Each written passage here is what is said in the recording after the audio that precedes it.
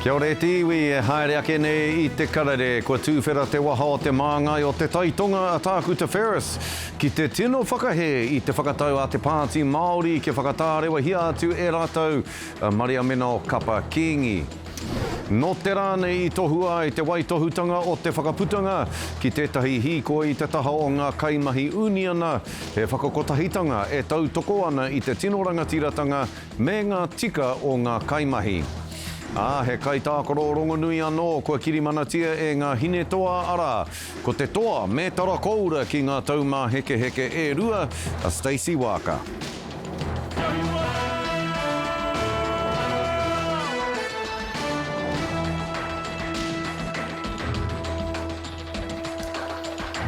No rere ngā manu taiko e arahi nei I tēnā kāhui, I tēnā hapu, I tēnā mara e puta noa I te motu taumai anō ki te karare I tēnei rā.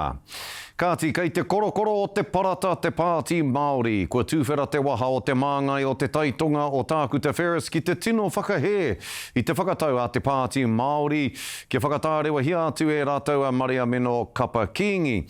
Hei tāna, he whakatau mana kore, he whakatau pono kore. Nā ene kupu tāta a Tākuta Ferris, tārake ana te kite atu I ngā auru kōwhao ki te waka o te pāti Māori, ko te arahitanga, ko ngā tikanga, ko te whakamanamana ngā take nui. A nei rā te pūrongo a te o Kiwa McLean. Te tākuta o te taitonga e taituara ana I te māngai o te taitokerau. Kaore mātou o te taitonga I te paku whakaai ki te whakatūtūtanga o te tūru o Meno. Hei tā Ferris, kua riro te whakapono o tana rohe ki ngā mana nui o te pāti, me te āki kia heke te prehitini a John Tamihere, tai atu ki ngā kaiarahi takirua. Kaore mātou e whakaai e tika ana te u o te exec ki ngā tikanga o te kaupapa o te kaupapa matua o te pāti, o te Constitution me ki. Ko te prehitini ngā kaiarahi takirua, ngā mema pāremata tai atu ki ngā māngai o ia rohe, te kohinga o te kaunihera āmotu. Engari ko te mana whakahaere kei te tokorima, arā te prehitini, ngā prehitini tuarua me ngā kaiarahi takirua. Ina kei te upoko tuatahi o te Constitution e takoto ana tēnei me te kaupapa me te tikanga, me tōna pānga ki ngā tikanga katoa o te pāti, kaore mātou e whakai e whakatinana hia ana e te exec. I tēnei wānei ko tahi ana he te prehitini tuarua, arā ko Fallon Flavel, whai muri iho I te hekenga o te tama a Kapa Kingi a Eru, I tēnei tau. Me kauara rātou e mahi runga I tō rātou hea tō rātou pō he rānei tō rātou mahi te taha, he mahi huna tērā, hora hia ki mua ki te aroaro o te marae, hei wete mā ngā iwi, me te mea no hoki kua tonoa mātou o te pāti Māori, kia haere ki roto ki te taitokerau, ka mutu kua tahuri rātou ki te mahi enei mahi he pana I a Maria Meno, he whakataha I te tono o te taitokerau. Te tohu e tōtara wāhirua tonu nei te pāti Māori, I ngā mema e tohe ana kei a wai te mana whakahaere, e pupuri ana. Te o Kiwa McLean, te karere. Kāti ka tahuri ake tātou ki te kaiarataki takirua I te pāti Māori ki a Rawiri Waititi Naenei, kai aia ngā kōrero o te wā a te pāti, mō te pāti, tēnā koe te rangatira Rawiri e mihi ana kia koe te hoa. Kia ora Scotty, oti rā, kia ora tātou I tēnei rā. E hoa, e rua wiki ki murika ki te pāti Māori, kua whakahō koutou I a koutou anō, kia kotahi ai koutou, kia oro nui ai koutou, ki ngā kaupapa he tīmatanga hou tēnei mō koutou. Engari e hoa, mai taua wā ki Naenei, kua ki te noiho tātou I te tōtara wāhi ruatanga, tōtara wāhi torutanga, tōtara wāhi whātanga. E hoa, ko koe te kaiarataki, kei te tika rānei te ahunga o te pāti Māori I raro I tō arahitanga o tira ko ruatahi, ko tebi ngā rewa peka. E pai te rā Scotty, tōtara wāhirua. Koena hoki te ahuatanga I waihotia o tātou mātua tīpuna, ngā tikanga mo te tārai waka, he tōtara wāhirua tikatonu. Tikatonu ai roto I ngā whakakitenga o tātou mātua tīpuna kia tārai I te waka, kia whakahau anu hoki I te waka. Nō reira ko tāko e aro nei, ki te reset e kōrero hia nei, te whakatika I te waka. Koena hoki I tāko e mea nei, ara I te tōtara e ai ki te Pākehā he division, he split, he kao, ko tāku tōtara wāhiru e kōrero hia nei, ko te reset. Kei te reset tunu tātou. Ka tike ngā kōrero o kone o te kāinga nei, mo te waka o horauta. I takere haia ki waho o hiwa. Ka pakaru te haumi, ka pakaru te pūnaki. Ka haere te iwira ki te raparapa haumi hau me te pūnaki hau. Koina hoki tō mātou mahi tēnei rā. Kia manawa nui e te iwi, kei te whakatika tunu tātou i te waka. Kaua ka e meana, koina hoki te hemotanga. Kei te moe au, kei te mamai te motu. Kei te mamai te motu, kei te mamai te iwi. Engari he pēra noa tātou mātua tīpuna i te whakitanga o ngā waka o ngā oa omua. Ka mamai ke te iwi. Engari, ko tā rātou, ka mahi tahi ki te whakatika. Koina hoki te mahi o te Pāti Māori i tēnei waka, i te whakatika i a iano. Waiho mātou te whakatika i a mātou. Ko te kapu o ngā, kei te kapu o ngā ringa a te iwi Māori, ngā kaupapa nui kei mua i a tātou. Haere tonu te mahi. Haere tonu te mahi. Ko te rā whakamana i tēnei rā, ko ngā mahi kapahaka e haere ake nei, te wiki haere ake nei, haere tonu te mahi. Hautu tonu ngā mahi hei oranga mo te iwi Māori. Waiho mātou te Pāti Māori te whakatika i a mātou anō. Kauaka e meana, koe hoki, ko hemo tēnei waka, kao, kei te whakatika mātou i tō mātou waka, kei te pērā tunu i tēnei rā, haere ake nei, hei oranga mo te iwi Māori, mo ngā rai haere ake nei. Te tumanako i e hoa, kei te tika tō whakamāori i ngā kōrero mo te tōtara wāhi ruatanga, arā e rua ngā wāhanga o te waka, koe rā te tōtara wāhi ruatanga e kōrero hia nei e koe, kia kaua ko tērā atu e ki ana, ko te tōtara wāhi rua kakainga e te ahi. Me te aha, ko tīmata te Pāti Māori ki te taka i te ara e whakatārewa hia e koutou a Maria Meno Kapakingi. Kei te pirangi hoki koutou ki te whakahou i te komiti o te tai tokerau, hei tā Maria Meno Kāre he mana o tēnei whakatārewatanga. E ki ana koe, e aro nui ana koutou, mā koutou anō koutou e whakatika. Engari te āhua nei e hoa kua tino pakaru koutou. Koina hoki te āhuatanga o ngā waka Māori o ngā mātua tīpuna. Ka pakaru te tika tonu atu. Ko tō mātou e meana, waiho mātou ko te tōtara wāhiru e kia nei, ko te waka haurua e kōrero hia nei, ne? Koina hoki te mate o ngā mahi i roto i te ao Māori. Ko tētahi taha ko te kāwanatanga, ko tētahi taha ko te rangatiratanga o te waka haurua e kōrero hia nei. Koina hoki he mea a tāhua. He mea kinoa no hoki i roto i tērā mea. No te mea, ko mātou anake ngā mea ka tarea te hikoi i roto i ngā ao erua, te kāwanatanga me te rangatiratanga. Ngā Pāti Pākehā, kare rātou mo te hikoi i roto i tērā i ngā ao erua, ko te kāwanatanga me te rangatiratanga. E kore rawa. No reira, ko tō mātou e meana, me pēhea rā, te wāwāhi i ngā taha erua, kia ngātahi ai te hiki ki runga i te kare o ngāwai, kia maunu te mahi i roto i te korokoro a te parate e kōrero hia nei. Engari, koa te korokoro a te parate e ngaua kino tia i ngā waka o ngā mātua tīpuna i tai tonu ki uta. Nō reira, kia kauaka tātou e meana, pēnei hoki te whakamutunga o tēnei waka e kao, waiho mātou te whakatika i tō mātou waka, e te iwi Māori kia manawa nui, waiho mātou te whakatika i tō mātou waka, kei te kapu o koutou ringa, te nui o ngā kaupapa, haere tonu te mahi. Kāre kore ka manawa nui te iwi Māori kia koutou o te Pāti Māori. Kāre kore. Engari ara hoki te karanga a te taitonga, hei kia tākuta. Kei te karanga te taitonga kia whakahaere hia, he pōtitanga tautoko kore. E pāna ki te prehitini o te Pāti. Hea o kōrero ki tērā? Koina hoki tērā pēr. Nā tōna he tangata hau ke tērā i roto i ngā mahi nei. Ko tāku e meana, he huarahi i roto i we ngā mahi, kei roto i te kawa o te Pāti Māori. Me he mea, kei te pirangi i te whakahaere i wena tū mō pōti, whakahaere tia. Ko karanga hia te AGM, kei roto i a tāua ki te Waiariki, ki te whakahaere i te AGM. Ko tāku e meana ki ngā rohe, ngā mema o te Pāti Māori, haramai ki taua huira, kia tare anu hoki tātou te kōrero, mo te tau e haere ake nei. Kei rere ke ngā wiriwiri nui kei mua i a tātou, e hara ko tātou anō, engari koe hoki te mate o te iwi Māori, tamaka, pai no te kai whanaunga, ko ena hoki tā tātou mate. Ko tāko e meana, ara mai ki te hui a tau.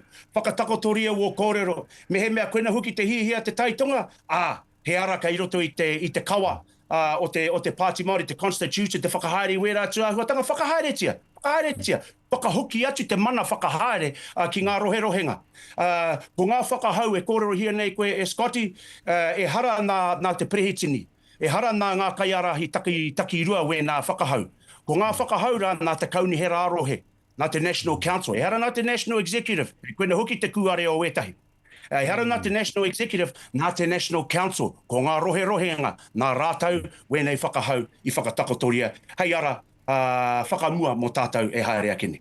Ka pai, tēnā koe, tēnā whakamārama e te tuakana rāwiri ka mutu, e tino whakai anau ki tō kororo, e tahi wā, ko te tino hōriri o te Māori, ko te Māori anō. Engari mea hai naenei e hoki anō ai te waka o te pāti Māori ki tōna ara tika, ki tōna ara wā hingaru. E korero ana koe, mā koutou anō koutou e whakatika, nō reira mea ha koutou, o tira mea ha tātou. E tika anō ai te rere o te waka o te pāti Māori. Ko timata tātou. Ka roa nei mātou e hara tēnei kaupapa heipu I tainehi. Ngā piki heke o te ao Māori, no taikareha. No ngā tau, no ngā mano tau. No te wā, no ngā atua. I wehe nei a rangirao ko papa. Ha heipu mai nei te raruraru. Engari kei konei tātou I tēnei ra. Kaua tātou e titiro ki o tātou waiwai. Hiki nau a tātou māhunga. Tiro atu ki te pai tawhiti. Te tātua o te kāhu e haere nei tātou. Kia tare na huki tātou, te kia nei ki o tātou tamariki mokopuna. Whai nei I ngā tūranga waiwai. A tātou mātua tūpuna pēnei. No ngā tūranga waiwai he waihotia nei tātou I nei rā. Hei ngā rā e haere ake nei. E te iwi Māori kia manawa nui. Kei te whakatika mātou I a mātou anō. Kei te moheau, kei te mamai, te motu.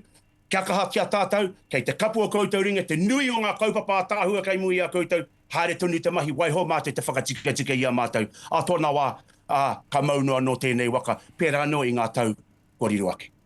Tēnā koe, te tuakana e mihinui ana ki a koe, kei te tino rongo I te remurere, kei te tino rongo I te maro mahue, kei te tino rongo I te ngā kaunui, ki te pāti Māori, ki te iwi Māori, ki ngā kaupapa kei mua I a tātou, e mihi ana ki a koe I te Māori o tō whakatakoto I o kōrero I tēnei ahiahi rungi, I tēnei tū a papa nei o te karere. Ka mihi ki a koe rāwiri ngā manakitanga, tēnā koe hoa. Whakaponotia e te iwi, whakaponotia, kia ora tātou. Koe ra te kupu nui, tēnā koe, ko te whakapono, mihi ana ki a rāwiri. Hoi anora e te iwi, I te marama o ke topa I te tau 1835, 34 ngā rangatira o te tai tokerau. I waitohu I te kawenata o he whakaputanga. He kawenata e whakapūmau ana I te mana motuhake o ngā rangatira o New Tirini. Nā, I tukua e Busby ki te kiingi o Ingarangi. Ka whakamanatia e te karauna I te marama o Mei I te tau 1836. No te 22 o Hūrai I te tau 1832. Ka waitohua e te 18 rangatira anō. Ko tētahi, ko te hāpuku o te matau a Māui, ko tētahi atu, ko te wherowhero, te ariki o Waikato Tainui I tūwai hei kiingi Māori tuatahi I te tau 1858. No te rānei, I tohua ai te waitohutanga o taua kawenata e aua rangatira katoa, ki tētahi hiko I te taha o ngā kaimahi uniana. He whakakotahitanga e tautoko ana I te tino rangatiratanga me ngā tika o ngā kaimahi. Me kotahi ai tātou. Aha ko te mea re ngangara, aha ko nā rarerare o nā kōrero o etahi ki etahi, a mea ki hu tātou ki tō tātou rangatiratanga nā tūpuna, te maumahara o tātou tūpuna, I hainatia nā kawana, te hakapūtanga me te triti, he tohu. He tohu tēnā, he tohu aroha, he tohu tika, he tohu pono. Because today is our day for he rā whakamana o te whakaputanga, and when we look at what the unions and iwi have managed to do, together, is to put a halt on the economy and hit them where it hurts. Hara he porotehe engari he wānanga ki te whakakotahi ai tātou, haka tō tika te waka, haka kōkiri tātou te motu katoa. Nā te tautoko tēnei o te karanga, o ngā uniana, me ngā rangatira, o ia iwi, me te rangatiratanga o ngā hapu. Kei raro I te whakapūtanga, te take ka piri ai tātou ki te whai anga whakamua, whai hua mō ngā mokopuna mena uri. We can all feel what's going on in this country right now. We have a coalition government that is full on attacking Māori rights, workers' rights, everything that's happened now. Foreshore and seabed, Treaty Principles Bill, the list goes on. And our people feel all over the country, whether they're tangata tiriti, tangata whenua, they're all feeling the pain, not only in the pocket, but in the kāinga. Yeah. Kāti ko tātātou manuhiri rangatira. Hei, whakatakoto i ngā kōrero mo te rā whakamana i te rānei ko Huhana Linden o ngā kākāriki.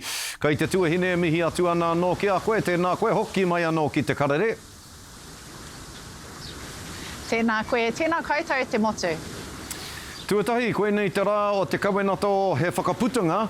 Hea ngā mea nui o tēnei rā ki te iwi Māori? O, me mahara mai e tātou mā ko tēnei te tau ko tahirau iwa te kau o te waitohutanga o he whakaputanga.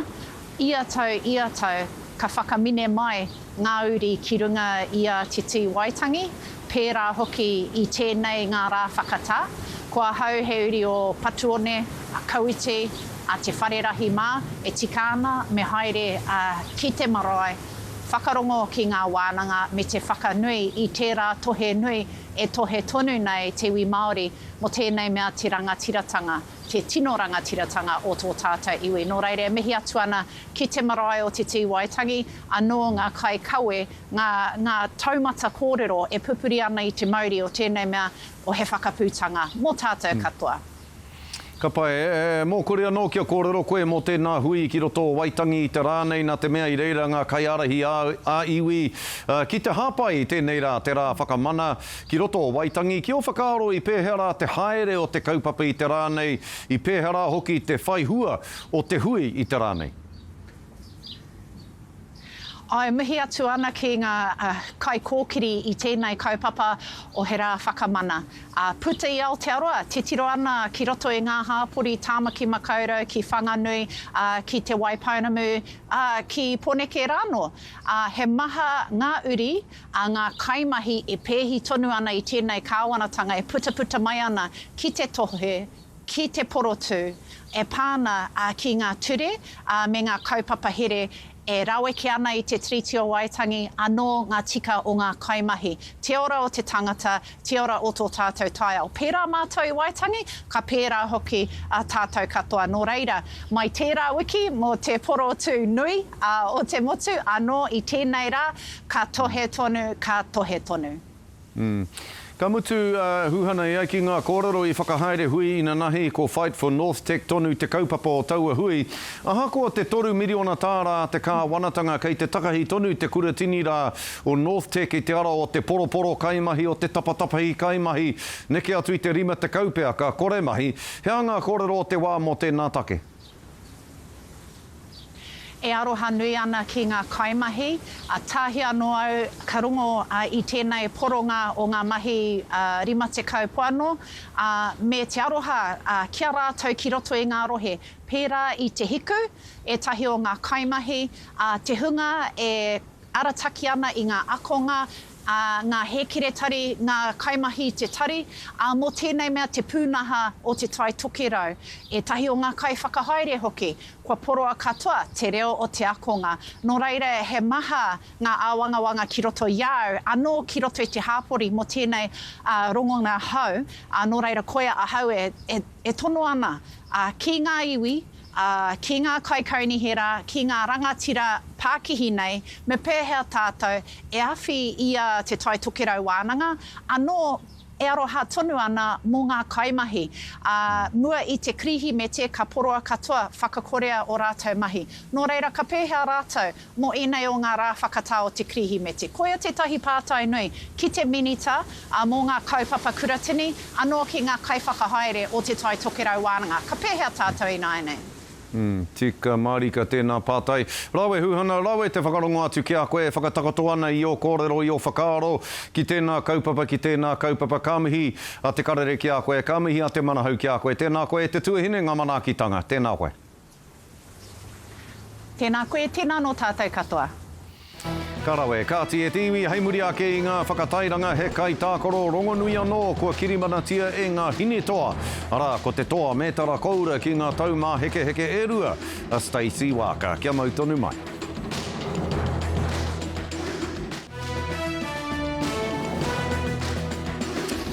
Ki te riki e hoama he kai tākoro rongonui anō, kua kirimanatia e ngā hine toa ara ko te toa mētara koura ki ngā taumā heke heke e rua a Stacey Walker, te māreikura o te wā, kia waitohu kirimana ki tēnei o ngā karapu o te NRL, ara mō ngā tau e rua e tū mai nei.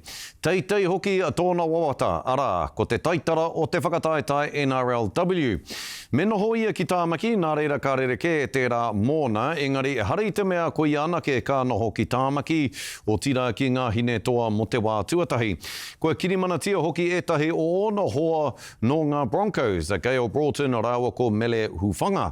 Hei tā te kai ako i ngā hine toa a Ron Griffiths, he kapa e ki ana i ngā whetū, tēnei te heipu haere nei. Everyone here in New Zealand knows the Warriors. They love the Warriors. It's up the wires, wherever you go. So to be now in the team or selected into the squad for this next season is real cool because I know how many people want to be there. And now I get the opportunity. So it's a real blessing, I suppose, that they've trusted me and they want me in their setup. Nā, kei kona e noho pāmu ana, engari ka nuku mai ana ki te taone nui hū, ka rereke tērā mōna. Hoi anō rei tiwi, hei muri ake i ngā whakatairanga ko ngā huarere o te wā, tēnā kia mau tonu mai.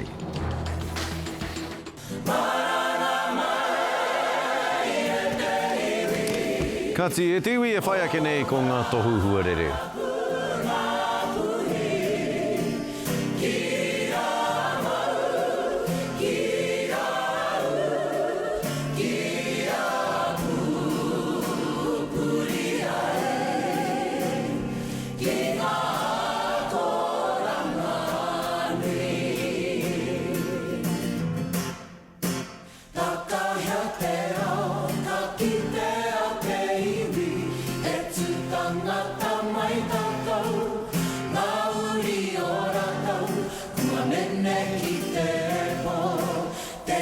Te hone ka pai haere te huarere hei te mutu no te wiki nei, koe nā tātou kohinga kōrero mo te rānei tūrou, parea tūrou, Hawaiki.